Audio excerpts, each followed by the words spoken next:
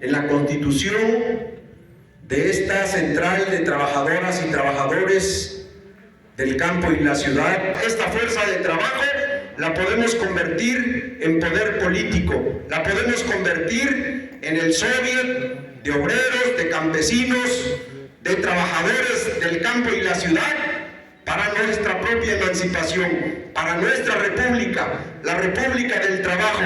Reciben abrazos del Partido Comunista de México, marxista-leninista, y felicidades, compañeras y compañeros. Muchas gracias. Agradecemos que nos encontremos nuevamente para presentarles a ustedes la edición número 676 de Vanguardia Proletaria del Partido Comunista de México marxista-leninista, donde destacamos la exitosa fundación de la Central de Trabajadores y Trabajadoras de la Ciudad y del Campo, que agrupó a un conjunto de sindicatos el pasado 6 de julio para unir sus fuerzas y en unidad marchar por sus reivindicaciones, como también por su emancipación de clase. En México hay nuevos millonarios y viejos pobres, viejos millonarios y nuevos pobres, compañeros. Resulta que nuestra miseria, nuestro dolor es equivalente a su felicidad. La pobreza de millones de trabajadores es el equivalente al bienestar de unos cuantos Slim, de unos cuantos Azcárraga, de unos cuantos señores dueños del capital en nuestro país y en el mundo. Compañeros, de eso se trata la lucha de clases, de anteponer nuestros intereses como mayorías a los intereses de una minoría.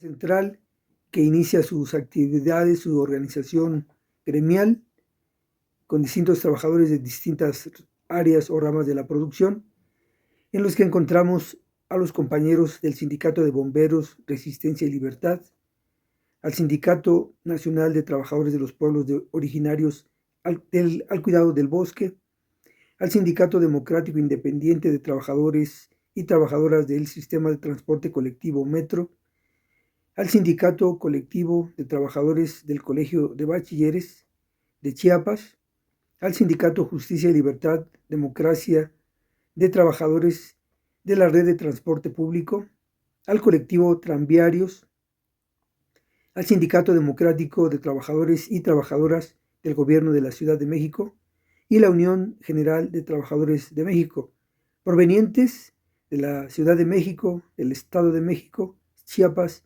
y Baja California. Este esfuerzo unitario de los trabajadores busca acuerpar al conjunto de la clase trabajadora para enfrentar las políticas de los capitalistas y sus autoridades, que siempre han sido en contra de los trabajadores, y que esta central se va a permitir construir un referente de clase independiente de los patrones y sus partidos, de la burguesía, y se va a proponer la unidad, la organización y la movilización para alcanzar sus reivindicaciones más sentidas. Tenemos también el pragmatismo neoliberal de Morena.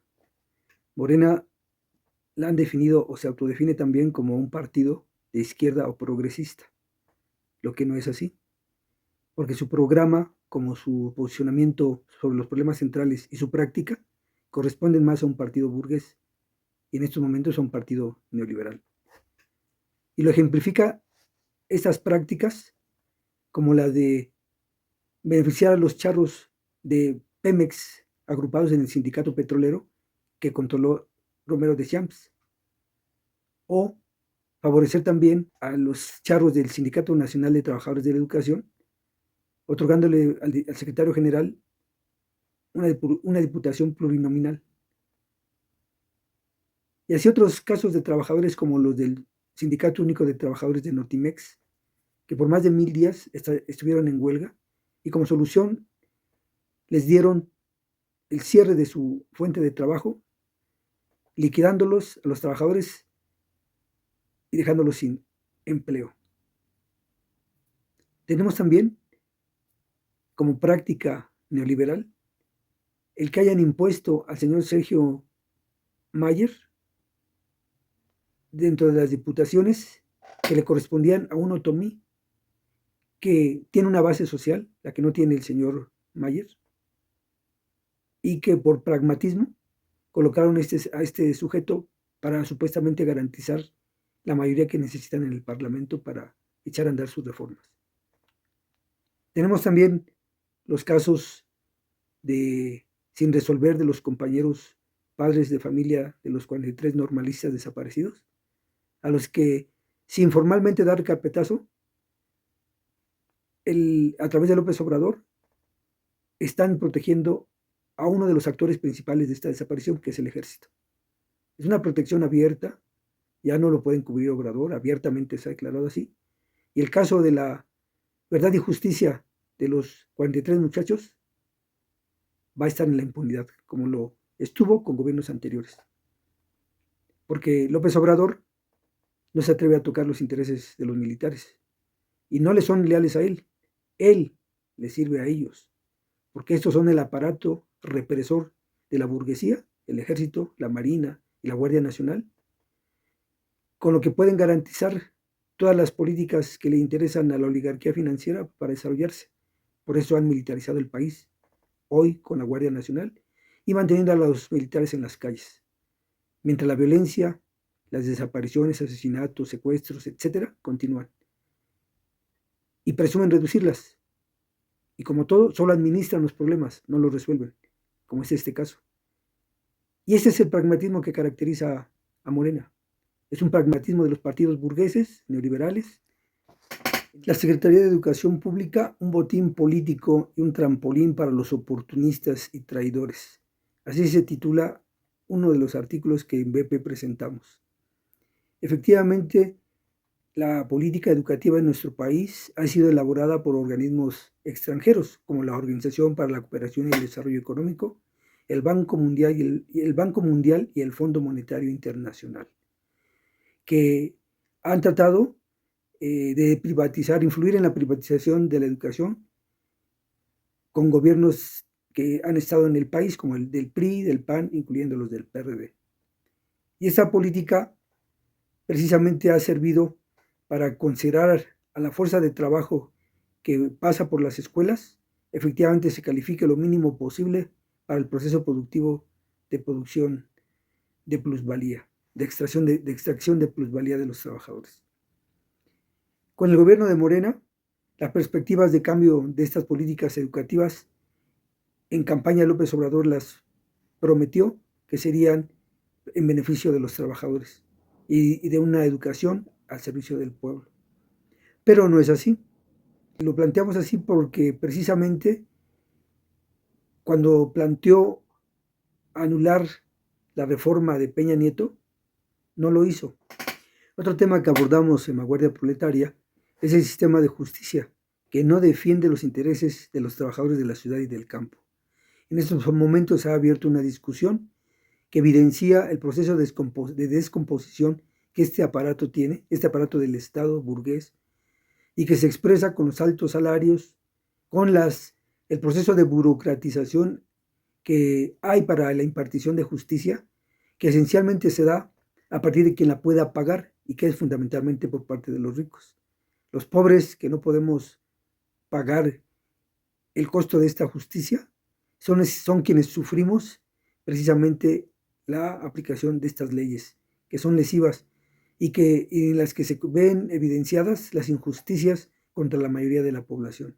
Efectivamente, esta discusión fue propuesta por Andrés Manuel López Obrador porque no logró influir en todo el aparato judicial y contrario al interés que este representó, que es también de neoliberales, nos referimos a López Obrador, ahora se busca que realmente este aparato judicial pueda servir con la reforma que se propone a la continuidad neoliberal con Claudia Sheinbaum.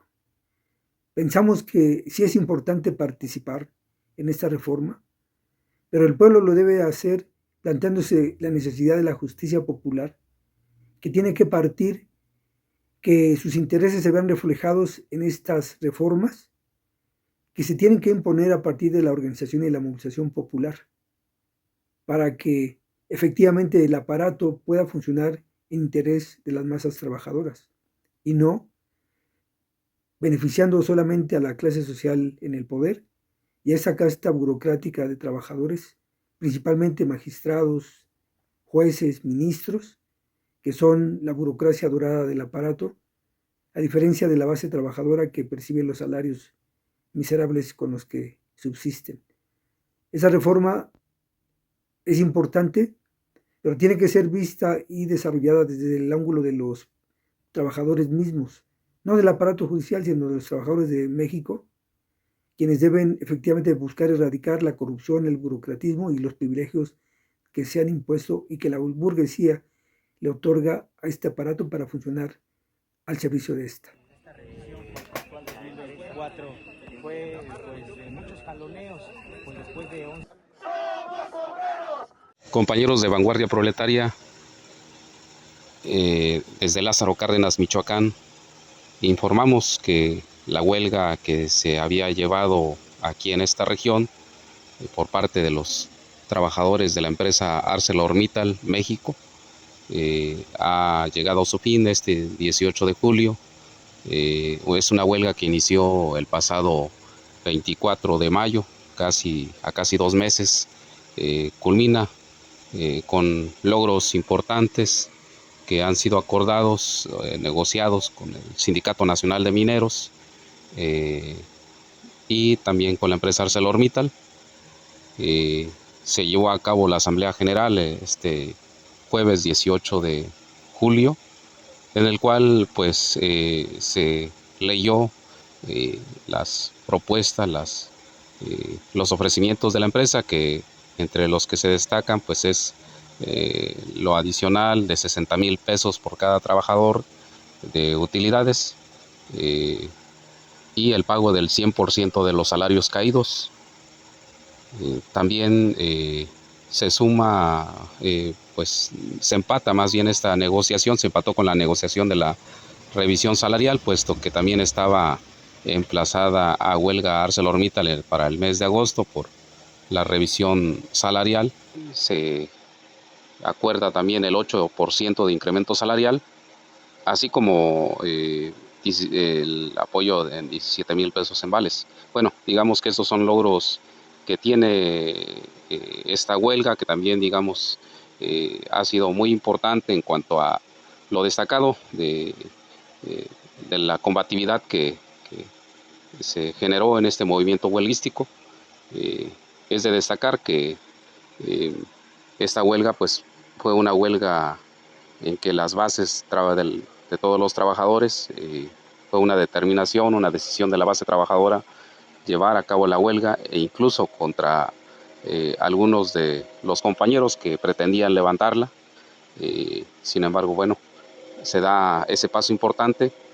Se destaca que la base trabajadora es la que le dio curso, le dio rumbo a esta huelga, y también se destaca que en esta huelga tomó un rumbo crítico, es decir, que pues se descararon también en este caso los tribunales laborales, que en todo momento estuvieron al servicio de la empresa ArcelorMittal para declarar la huelga inexistente.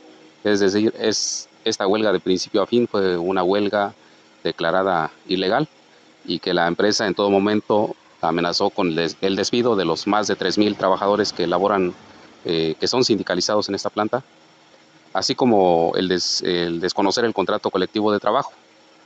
Entonces, pues es una lección importante. Las bases trabajadoras, digamos que conocieron sus alcances. Y entonces, pues camaradas, pues aquí seguiremos informando, seguiremos haciendo nuestra labor con los compañeros para generar conciencia de clase, que es lo que hace mucha falta. Más allá de las reivindicaciones, que si bien son importantes y que pues es de destacar también que no, quizás para muchos no cubre las expectativas, puesto que En años anteriores los logros habían sido al doble de utilidades que en este año, pero es un logro importante el hecho de que se le pueda arrancar un poco más a la empresa después del ofrecido inicialmente a través de esta huelga, una huelga pues combativa también como las fueron en los años anteriores o décadas anteriores, huelgas combativas como en el año 2006, fue una huelga de más de medio año y fueron asesinados los compañeros Héctor y Mario en este movimiento huelguístico por los gobiernos del PAN. Pues hasta aquí seguiremos informando más adelante de los acontecimientos que se presenten, camaradas. Los trabajadores de la Secretaría de Bienestar, trabajadores servidores de la Nación, que entraron a laborar desde principios de esta administración, se dieron cuenta tarde que no tenían derecho a organizarse, a luchar por sus derechos, ni ser escuchados en sus necesidades como empleados, por la famosa política de austeridad de la Cuarta Transformación.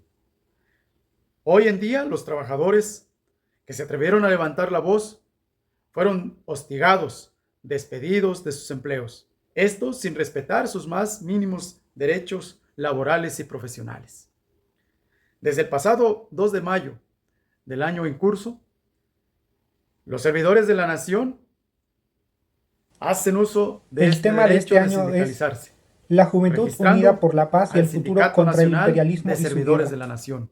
Este esfuerzo lo hacen los trabajadores que fueron despedidos y trabajadores que se encuentran aún laborando en esta secretaría. Desde la Unión de Trabajadores de la Educación y el Frente Popular Revolucionario, nos solidarizamos con esta justa lucha y por su pronta reinstalación en sus empleos. Asimismo, exigiéndole a la Secretaría del Trabajo que dé pronta resolución para el registro del Sindicato Nacional de Servidores de la Nación. ¡Viva el SINACEN! ¡Vivan los trabajadores de la Nación!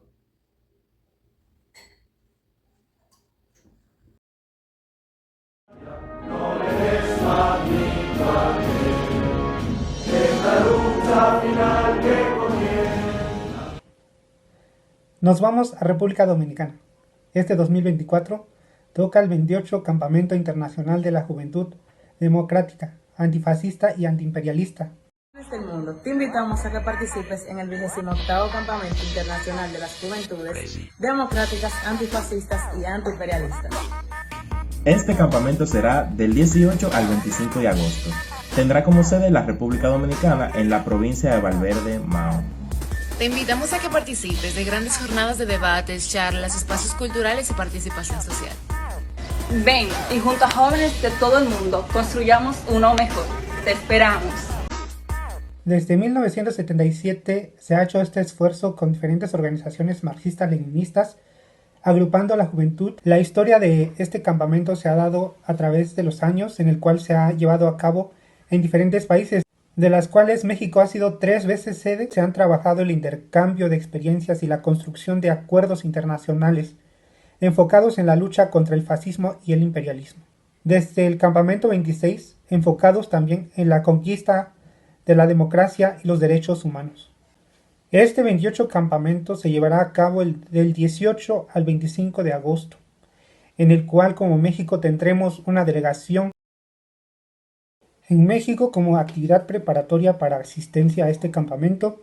El año pasado, en diciembre, tuvimos un campamento nacional en el cual tuvimos temas de discusión como el medio ambiente, el trabajo en la juventud, el campesinado y entre otros, en el cual se discutieron y se llegaron a conclusiones que se van a llevar a cabo en este campamento. Esperamos aprender nuevas experiencias para nuestro trabajo en la juventud aquí en México. Joven guardia, siempre en guardia.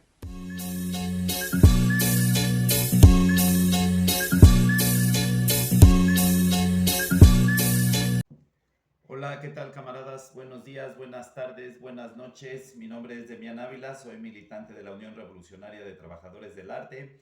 Y bueno, pues ya saben, esta es su muy gustada sección artístico-cultural para Vanguardia Proletaria TV. Es la aportación que la Unión Revolucionaria de Trabajadores del Arte hace a esta importante labor del Partido Comunista de México marxista-leninista, que se llama Vanguardia Proletaria TV. Y bueno, camaradas, El día de hoy queremos hablar un poco acerca de la plataforma política en cuanto a arte y cultura de parte de la autodenominada Cuarta T y de la futura presidenta Claudia Sheinbaum. Y se llama así nuestra aportación de hoy. La política cultural de Claudia Sheinbaum, un listado de buenos deseos. El documento 100 Pasos para la Transformación muestra el enfoque político que Claudia Sheinbaum pretende desarrollar durante su mandato. Este listado de propuestas está dividido en 13 grandes ejes, de los cuales uno de ellos es el de diversidad y patrimonio cultural, y se aboca a la vida artística y cultural del país, tomando en cuenta 4 rubros que son vida artística, la cultura como un derecho, grandeza cultural de México y república de lectores. En el primer rubro, que es vida artística, busca, entre otras cosas, la simplificación administrativa de la relación entre creadores e instituciones culturales y reconocernos a los artistas y creadores que anteriormente éramos catalogados como prestadores de servicios. Además, busca que las y los trabajadores del arte y la cultura contemos con acceso a los sistemas de salud y, en su caso, a esquemas de retiro, financiamiento de viviendas, entre otros. El segundo rubro, la cultura como un derecho, menciona el fortalecimiento de la educación artística y la revisión de las leyes de las instituciones culturales del país, como el INAH, el INVAL, la Ley de Cultura de Derechos Culturales y la Ley General de Archivos, entre otros. El tercer rubro, que es grandeza cultural de México, pretende salvaguardar acervos particulares de interés nacional, brindando apoyo en su conservación, resguardo y difusión, y asignar recursos para la protección de zonas arqueológicas y monumentos históricos. Y finalmente, el cuarto rubro, República de Lectores, busca fortalecer la Red Nacional de Bibliotecas Públicas e instaurar la tasa cero en el IVA a librerías, a efecto de apoyar su viabilidad financiera. Como se puede apreciar, la política cultural de Claudia Sheinbaum es imprecisa, vaga y se reduce a un listado de buenos deseos cuyas metas jamás especifica cómo podrán alcanzarse. Las únicas certezas que tenemos hasta el día de hoy son 2. La primera es que Claudia Curiel de Icaza, que fue secretaria de Cultura de la Ciudad de México durante el mandato de Sheinbaum, será ahora la secretaria de Cultura a nivel federal. Y la segunda es que durante el mandato de AMLO, de 2018 a 2022 por lo menos, el presupuesto al arte y la cultura se ha visto fuertemente mermado. Ejemplo de ello es el análisis funcional del presupuesto que realizó la organización de la sociedad civil Fundar en el año 2022, cuando dejó en claro que pese al aumento de presupuesto a la Secretaría de Cultura, la subfunción presentó una reducción del 1.2%. Este análisis de Fundar es bastante interesante, bastante amplio. Les invitamos a que visiten su página web y particularmente el análisis que hacen de la reducción al presupuesto a la cultura, que mañosamente la Cuarta T presentó como un aumento. En realidad, desde otro enfoque, desde otro análisis, que es el de la subfunción, hubo un decrecimiento en la inversión al arte y la cultura. Pueden buscar este importante e interesante estudio en fundar.org.mx. Y bueno, ya no hay tiempo de hablar de Claudia Curiel de Icaza, pero en una cápsula posterior analizaremos su trayectoria política y para saber qué nos depara a las y los trabajadores del arte y la cultura. Bueno, el día de hoy queremos invitarles al ciclo de cine Resistir y no olvidar. El mes de julio viene lleno de cine, memoria y resistencia como forma de denuncia ante las violencias que el Estado burgués mexicano ha implementado contra la lucha organizada de la clase trabajadora, los movimientos estudiantiles, los pueblos originarios y el movimiento revolucionario que busca terminar con este modo de producción predatorio que atenta contra la dignidad y la vida humana y también la no humana. Dicho esto, queremos invitarles a que asistan a un centro comunitario autogestivo e independiente del que ya hemos hablado antes en esta sección artístico-cultural. Se trata de Comunidad Nueva, espacio con carácter popular dedicado al desarrollo artístico, cultural, deportivo y emocional de la clase trabajadora que habita en la Colonia Guerrero y en la Ciudad de México. El 26 de julio cerramos el ciclo con un filme titulado Flor en Otomí, cinta que aborda la historia de Denis, una joven de 19 años que en una noche de octubre de 1973 se levantó de la mesa y salió de su hogar para unirse a la guerrilla. No dejes de asistir a Comunidad Nueva todos los viernes del mes de julio a partir de las 7 de la noche. Estamos ubicados en las calles de Lerdo y Sol, en la Colonia Guerrero, muy cerca del Metro Guerrero. Muchas gracias, camaradas. Esto es todo. Hasta la victoria siempre y que viva la revolución proletaria, que viva Marxito.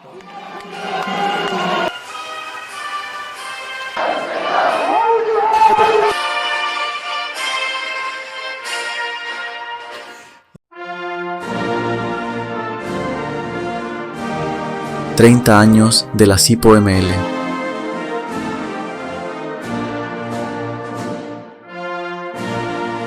El próximo agosto de 2024 celebramos los 30 años de organización y lucha de la Conferencia Internacional de Partidos y Organizaciones Marxista-Leninistas, SIPO-ML. Somos marxista-leninistas de África, Asia, Europa y en el continente americano, que luchamos por la revolución proletaria, la dictadura del proletariado, el socialismo y el comunismo científicos. Combatimos el imperialismo, el fascismo, que busca destruir la lucha de la clase obrera y los pueblos. También luchamos contra el revisionismo, el trotskismo, el maoísmo, la socialdemocracia y demás expresiones sostenedoras del capitalismo que pretenden mantener la esclavitud asalariada, la gran propiedad privada sobre los medios de producción y de la fuerza de trabajo. Defendemos y refrendamos la naturaleza y vigencia revolucionaria del marxismo-leninismo, elaborado por Marx, Engels, Lenin y Stalin. Desarrollamos el internacionalismo proletario, basado en la unidad de la clase obrera, en la lucha de los pueblos por su independencia y la libre autodeterminación. En ese sentido, realizamos los seminarios como Problemas de la Revolución en América Latina, los encuentros latinoamericanos y caribeños de sindicalistas, encuentros de mujeres, encuentros internacionales de la juventud democrática, antifascista y antiimperialista, y el Seminario Internacional de Economía Marxista. Y tenemos la tarea de construir un amplio movimiento antifascista y antiimperialista mundial, y la Internacional Comunista Marxista-Leninista. Somos miembros de la Conferencia Internacional de Partidos y Organizaciones Marxista-Leninistas, SIPO-ML. Movimiento para la Reorganización del Partido Comunista de Grecia, 1918-1955, Ana Sintaxi. Partido Comunista Revolucionario del Alto Volta, PCRV. Partido Comunista Marxista-Leninista de Venezuela, PCMLV. Partido de los Trabajadores de Túnez, PTT. Partido Comunista Peruano, Marxista-Leninista. Frente de Trabajadores de Pakistán, Mazdoor Mahas.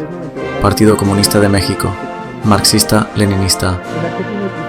Revolución, Plataforma Comunista, Plataforma Comunistisk, KPML, Noruega. Plataforma Comunista, por el Partido Comunista del Proletariado de Italia. Partido Comunista del Trabajo, PCT, República Dominicana. Partido Comunista de Colombia, Marxista-Leninista. Partido Comunista de España, Marxista-Leninista. PCML, Partido del Trabajo de Irán, Tufan. Partido Comunista de los Obreros de Francia, PECOF. Partido Comunista de Benín, Partido Comunista Revolucionario de Costa de Marfil, PCR-CI. Partido de los Trabajadores, EMEP, Turquía. Partido Comunista Marxista, Leninista del Ecuador, PCMLE. Partido Comunista Revolucionario, PCR, Brasil. Democracia Revolucionaria, India. Vía Democrática, Marruecos. Partido Comunista de los Trabajadores, APK, Dinamarca. Partido Comunista de Albania. Organización para la Construcción del Partido Comunista de los Trabajadores de Alemania, Arbeitszukunft. Partido del Trabajo Americano, APL. Vivan los 30 años de la Conferencia Internacional de Partidos y Organizaciones Marxista-Leninistas, SIPO-ML. Proletarios de todos los países, uníos. El atentado contra Donald Trump. En el marco de las elecciones presidenciales a realizarse en Estados Unidos, en plena campaña, el expresidente y hoy candidato Donald Trump sufrió un atentado con arma de fuego en Pensilvania, donde resultó levemente herido. Dicha acción ha elevado los bonos políticos de Trump frente a Joe Biden, quien este domingo anunció de manera oficial que no se presentará a competir por la presidencia de los Estados Unidos. Trump, con proceso judicial en contra, aún lleva la delantera y es posible que gane la elección en noviembre.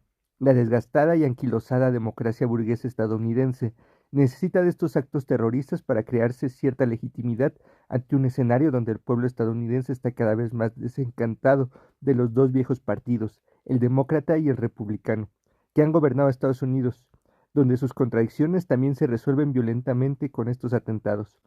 Trump está siendo impedido por una fracción de la oligarquía para volver a ser presidente y legalmente no lo han logrado, por lo que mediante el asesinato también buscan la forma de resolverlo.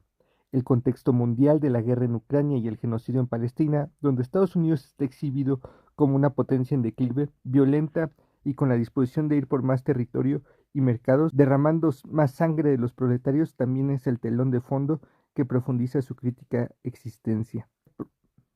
Hasta el momento se ha descartado que el intento de asesinato haya provenido de fuera, de Rusia o de China u otra potencia rival.